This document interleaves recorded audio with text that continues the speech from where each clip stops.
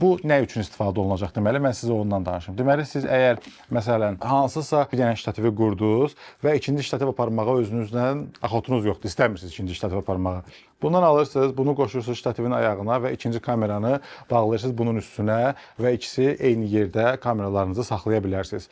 Və yaxud da keçən səfər biz axırıncı bir çəkilişimizdə istifadə edirdik. Bizdə suflyor idi, suflyorun sırası üstündə kameranı qoymalıydıq. Həmin yerdə məsəl üçün stoykadan sırası bunu bağlayıb ikinci kameranı buradan yerləşdirə bilərsiniz. Və yaxud da bir işıq qoymusunuz, amma bir dayaq yerləşdirmişsiniz. O dayağın yanından əlavə hansısa bir monitor bağlanmalıdır və yaxud o dayağın yanından əlavə və ikinci bir işıq bağlanmalıdır. O zaman belə avadanlıqdan istifadə edə bilərsiniz. Bu klampdan istifadə edə bilərsiniz. Bunu bura bağlayırsınız və bu hissədən işığınızı və yaxud da kameranızı və yaxud da monitorunuzu hər hansı birini yerləşdirib istifadə edə bilərsiniz. Qiyməti təqribən belə deyək ki, bunların üçü bir yerdə bir komplekt kimi satılır.